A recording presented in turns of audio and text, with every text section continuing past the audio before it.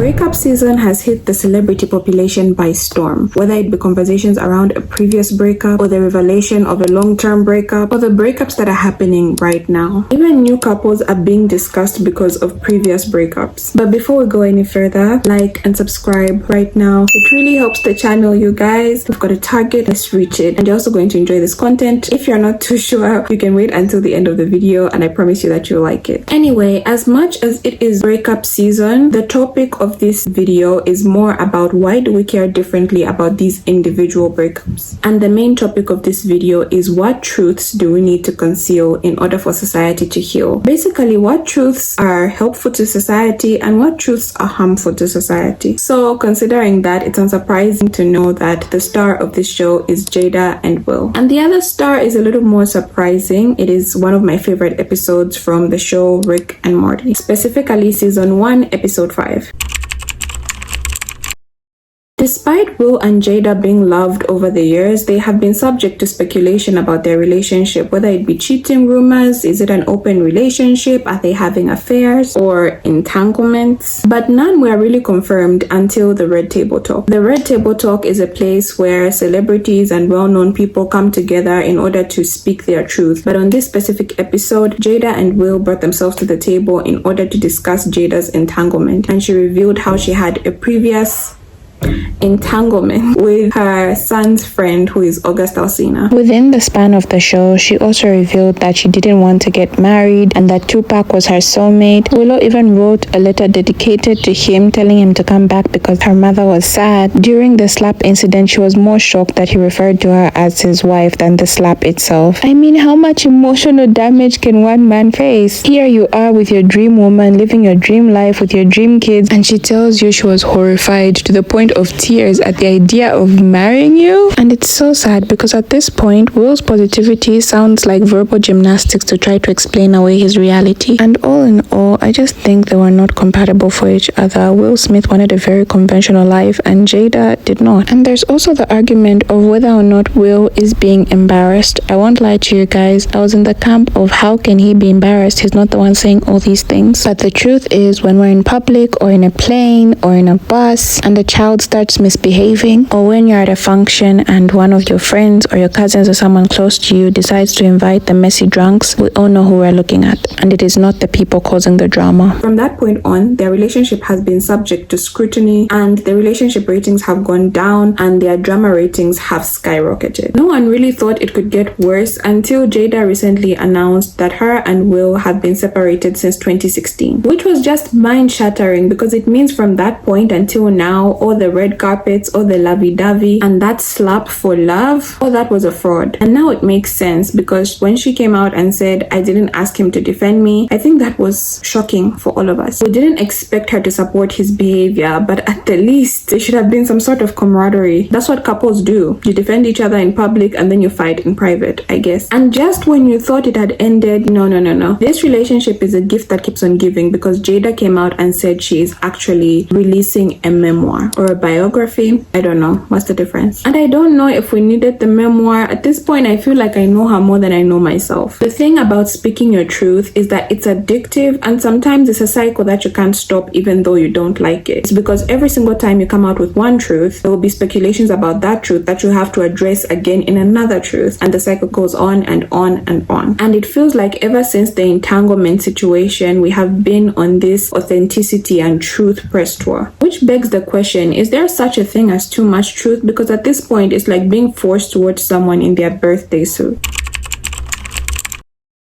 The reason we care about Will and Jada is the same reason we care about Travis Kelce and Kayla Nicole. For those who don't know, she's an influencer and also a model for Fenty, and he is an NFL star. They were dating on and off for a period of 5 years, and now Travis Kelce is dating Taylor Swift. I didn't even know these people before this, but when the news came out that Travis was dating Taylor, people started commenting about how Taylor is a downgrade, and then other people were coming out and saying, who is she that Taylor is the downgrade. Like, what has she done? Which I felt were weird conversations happening around that topic anyway, but she came out with this really lovely open letter dedicated to Black women. Personally, I loved it. I thought it was really cute. I thought it was really inspiring. And I think it was really nice. Instead of feeding into the hate train, she decided to do something different that, according to her, represented her brand better. So the reason we care so differently about these as compared to the other breakups is because of the representation of Black culture. Just to put some things out there, Black women in America have the highest percentage of single mothers as compared to other groups. Black people have the highest divorce rates as compared to other groups. And in media, there are very, very, very few examples of healthy Black love. Not to mention the recent controversy of how people were saying Tyler Perry movies, which are big among the Black population, really romanticize broke love. So what happens is that when there is little representation of a group, whether it be good or bad, positive or negative, those few representations become a representative for the entire group. And for the longest time, Will and Jada were that representation. They were a successful Black couple. When Sophie and Joe broke up and these divorce rumors started and how they're suing each other started, it was just another messy relationship breakup. But when Will and Jada break up, it is a huge dent in the whole concept of Black love. In the words of Riley Freeman, it's like walking into heaven and finding God smoking crack.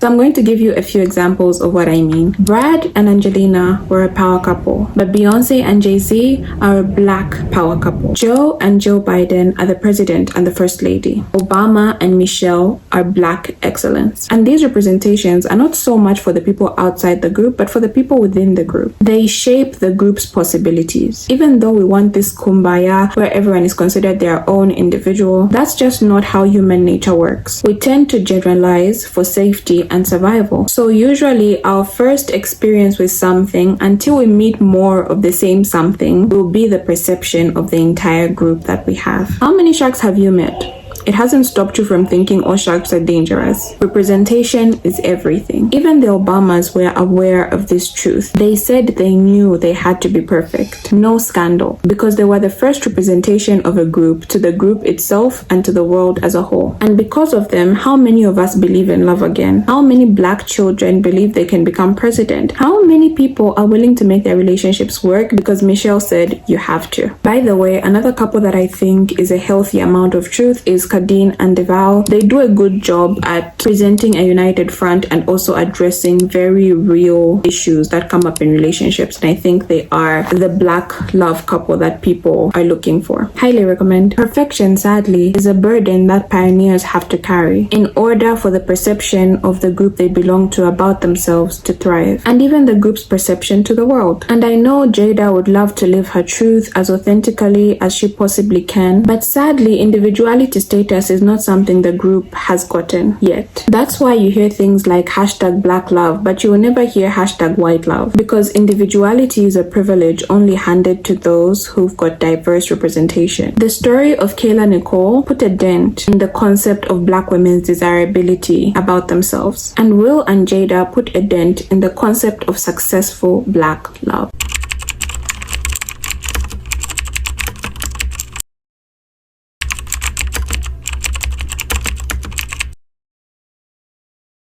I'm finally going to bring in the second star of this video, and I'm going to answer this using season 1 episode 5 of Rick and Morty, and you will do with that information what you will. Rick and Morty is a cartoon series about a narcissistic grandfather named Rick and a timid, self-conscious, shy, awkward grandson named Morty, and they take adventures around the universe in their spaceship. Every adventure up until this point is decided by Rick, but for the first time, Rick lets Morty pick an adventure. So one thing leads to another and they find themselves in a bar on another planet. As Morty goes to ease himself in the restroom, an older jelly bean man tries to take advantage of him, but he manages to escape and is left traumatized. He doesn't tell this information to Rick because he's afraid to be made fun of for choosing a bad adventure, but Rick pieces the situation together. This jelly bean man just so happened to be a king, and not just any king, but the equivalent of a freedom fighter to his people, the likes of Martin Martin Luther King or Nelson Mandela. Hurt by what happened to his grandson, Rick unalives the jelly bean and later comforts Morty about the adventure, assuring him that it was okay. Bad adventures happen. In the closing scene, after the credits, the village headman and his companion are putting away the king's belongings until suddenly the companion of the headman finds Polaroids. He calls the village headman over and then he says, "We have to tell the people." Apparently Morty wasn't his first one. He was a Geppetto.